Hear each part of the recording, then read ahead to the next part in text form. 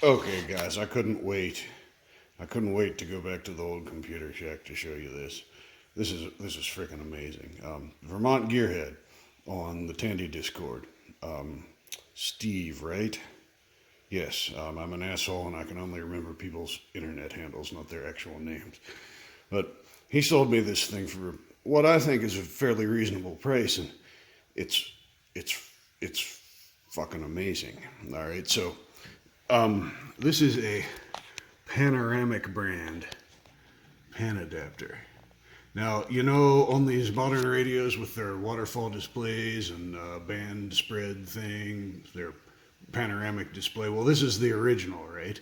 These things are from like World War II, and they don't do a waterfall, but they give you like a panoramic band display of like, wow, I don't know, not the entire band, like I don't know, maybe 250 kilohertz on either side, I'm guessing. I haven't read the manual yet, so you can see like adjacent signals and tune into them and stuff like that. They used them in signals intelligence in World War II. There were a bunch of these surplus after the war, and hams started using them. And this one is in amazing shape. I probably should have paid him more for it, but I didn't realize it was this good. It's amazing. And so this was his. I'm being an asshole again. I can't remember the details of the story. It was either his dad's or his granddad's, who actually worked for Panoramic. So that's an interesting, thing. Hopefully, it was taken care of well. Some of the tubes aren't original, so these metal tubes I think are later era tubes. So some of these are marked have U.S. Navy markings on them too. So I assume that it was used. I think he was a ham, so I assume it was used late into the 60s or early 70s because it has been recapped with 1970s era capacitors at some point in the distant past, and comes with all these manuals and stuff. Look at this stuff. Look at this stuff. This is amazing. Eyes for your receiver, the Panadaptor, from March 1946. Look at this. Look at this. Look at this. This is amazing. This is freaking amazing. Oh, man. Oh, man. Hopefully I'm not going to coom on it. Sorry. I'm a terrible man. I shouldn't say things like that. Look at this thing. Look at this thing. It's amazing. What else do we have here? I haven't looked through any of this. It's got the graticle still with it. Isn't broken or anything. In this nice little envelope. Here's a QST magazine, a picture of a QST magazine from 1946. Panadaptor, as it appeared in the March 1946 issue of QST. This must be advertising material or something. Panoramic Reception, 1946. The latest in visual aids to amateur operation. It even has military applications. Look at this. Oh, it's beautiful. I've got to scan all of this stuff and put it on Bama or something. Oh, look at it, look at it, look at it. Oh, it's amazing. It's amazing. Oh, and here's the manual, like the real manual, I guess. And there's some really interesting stuff underneath that we'll look at here in a minute. Look at that. Look at that. Oh, it's amazing. We're going to flip through the whole thing because I know that all of you are just as excited as I am.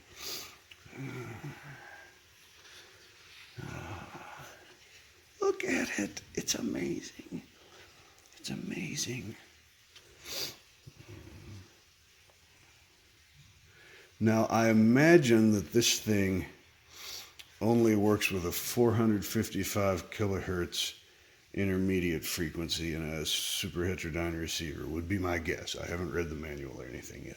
But I think the SX28 has a 455 kilohertz IF, and it is also of the same era, and this thing would be so perfect with that radio, right? probably hook it to the S40 initially. It's 455 kilohertz, isn't it? I'm pretty sure it is. No, it might be higher than that. It's not as old, but I have to look. I'm pretty sure it's 455. I'll use it with that until I fix that SX28, because that SX28 is really something inside. I'm not confident of my ability to work on it yet. I need to get a few more tube projects under my belt until I feel confident to start on that, because some of those capacitors are pretty deep inside of that thing. And I will probably end up spending way too much money on hard to find stuff like meters and things like that. I guess we'll find out. This is a pretty good manual. Oh man, this thing is good looking. It is good looking. Okay, now here is some literature from Mr. Vermont Gearhead's dad or granddad. I think he said granddad. I may be full of shit. I'm sorry if I am. So this says 224 Julie. This is the letter Carl Braun sent in with his PCA-2. I'm having his sets delivered to you. So this is from 1964.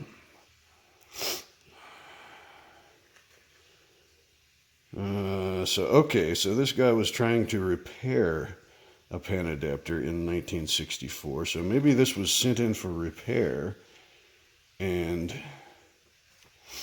maybe they sent him a new one, and then the other guy ended up with it. I don't know. It's interesting.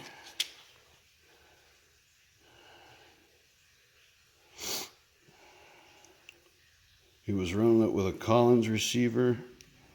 There's the model number, 455 kilohertz intermediate frequency. Okay, cool. That's pretty cool. That's all going to get scanned too. Oh, don't fall off of there, you dirty rascal. You stay right on there where you're supposed to. What do we have here? Carl Braun. Advance order. Return for factory check and alignment.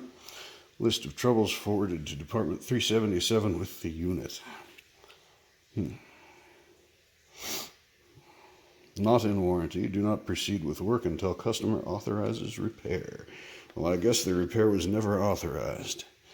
And then this gentleman took it home and used it himself, I assume, and fixed it. Or maybe he was Carl Braun. I don't know. This isn't the same last name as Mr. Vermont Gearhead, but if it was his granddad, that would make sense.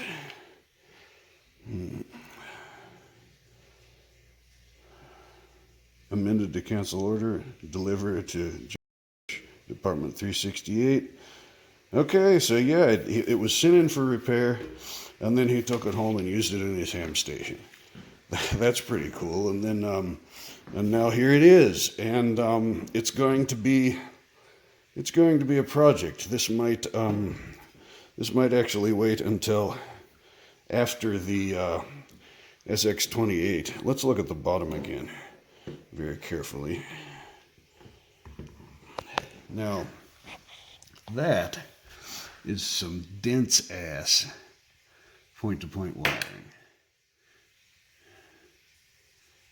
It's been very well done though. Probably ought to replace all of those capacitors, and a lot of these resistors have probably drifted high, would be my guess, and some of them look like they've been a little toasty in the past too. Those should probably all be checked. But if we replace all those capacitors, it'll look a lot more open in there and not nearly as dense. So maybe I'm overthinking the largeness of this thing. I don't know.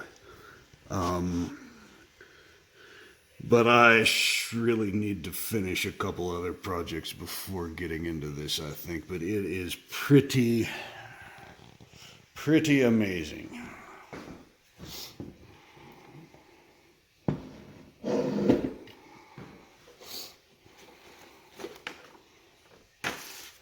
Panoramic-Brand Panadaptor from 1945 or 1946. The original real deal. Thank you, Mr. Vermont Gearhead. You are truly a gentleman and a scholar. I will ensure that it is well loved. Thanks for joining me, folks.